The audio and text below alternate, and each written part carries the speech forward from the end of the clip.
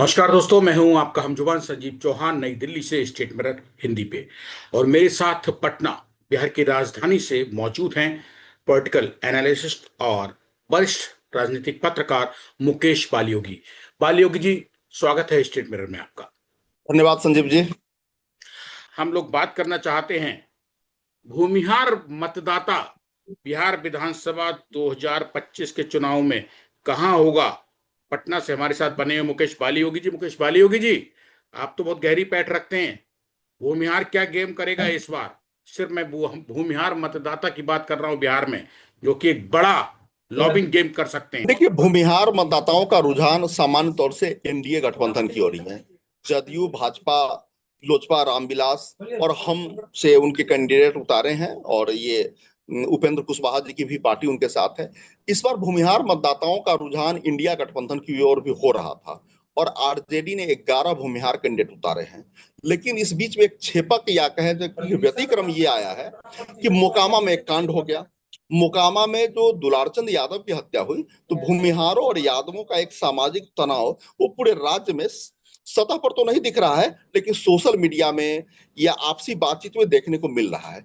और दूसरा, जो उसके बाद जो यादव समर्थकों की ओर से या राजद समर्थकों की ओर से जो भूमिहारों के खिलाफ प्रतिक्रियाएं आई, जैसे जिस तरीके से मोकामा में जुलूस निकाल करके भूमिहारों को गालियां दी गई सामान्य तौर से, या फिर उसके बाद जो भूमिहारों की ओर से यादवों के खिलाफ प्रतिक्रिया जगह जगह आई, तो सामाजिक रूप से एक तनाव कहीं ना कहीं भूमिहारों और यादवों का खिलाफ देखने को मिला।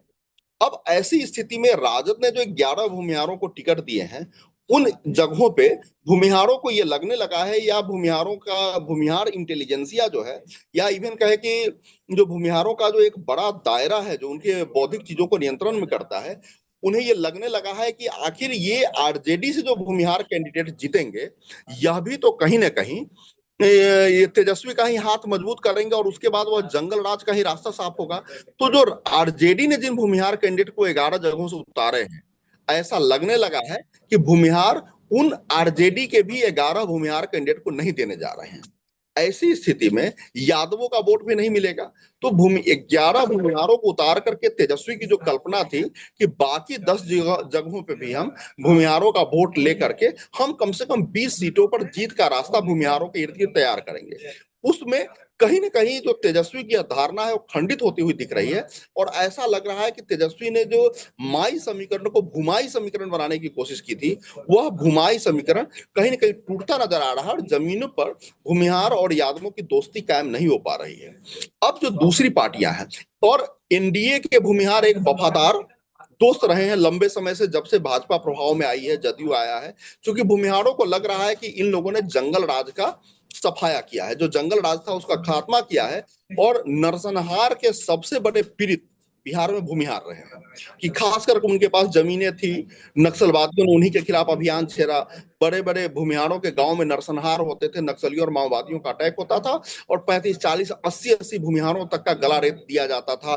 पुलिस 48 घंटे बाद भी नहीं पहुंचती थी, और उस समय की मीडिया रिपोर्ट को देखेंगे तो लगेगा कि किस तरह से बिहार में खूनरेजी चल रही थी और किस तरह से खून खराबे का आलम था। भूमिहारों को ये लगने लगा है कि वह जंगल राज की अगर आरजेडी के भूमिहार कैंडिडेट को भी अगर वोट देते हैं, तो फिर से कहीं उसी तरह के जंगल राज की वापसी हो सकती है। इसलिए भूमिहार जदयू की ओर ज्यादा, जदयू और भाजपा की ओर, या जो एनडीए गठबंधन के घटक दल हैं उनकी ओर ज्यादा मुखातिब है। भूमिहारों का एक बड़ा हिस्सा कम्युनिस्ट भी हुआ करता था बेगूसराय जिले में, जो 7 8 भूमिहार विधायक कम्युनिस्ट पार्टी के टिकट पर जीतते थे।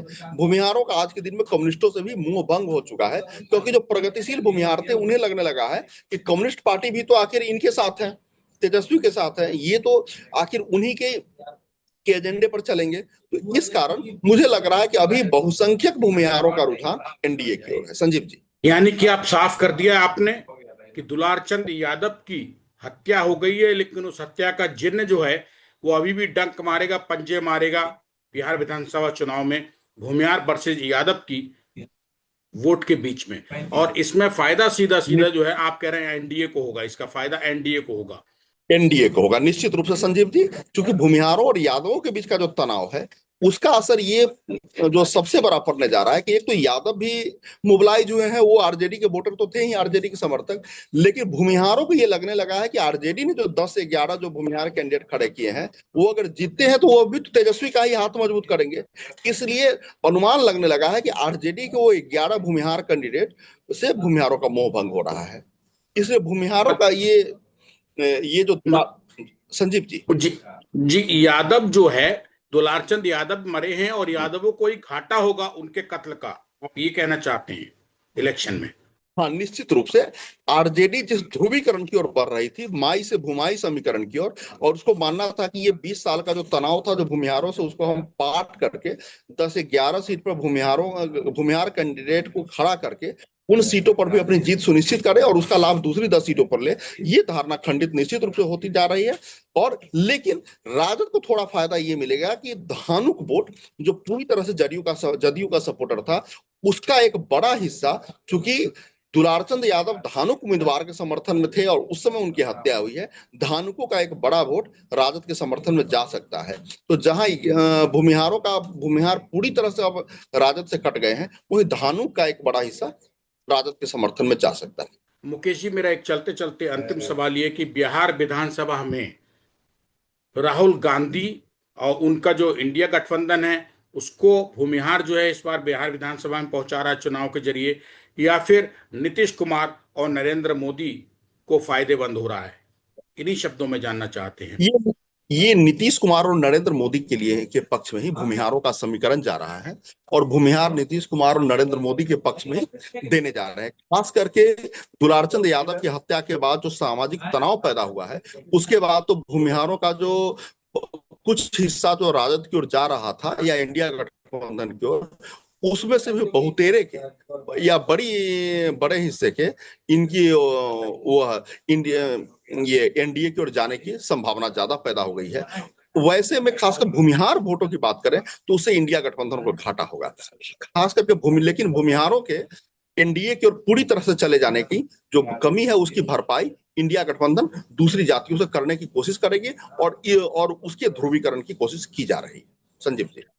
शुक्रिया मुकेश वालियोगी जी। भूमिहार किधर करेंगे, कैसे सत्ता पलटेंगे इस बार, कैसे मोदी और नीतीश कुमार के समर्थकों को, विधायकों को पहुंचाएंगे विधानसभा में, क्यों इंडिया गठबंधन को नुकसान होगा, आपने बेबाकी से बताया। और मुझे भी लग रहा है कि आप जो कह रहे हैं वो जमीन पे मौजूद चीजों को बता रहे हैं। धन्यवाद मुकेश जी, बहुत बहुत।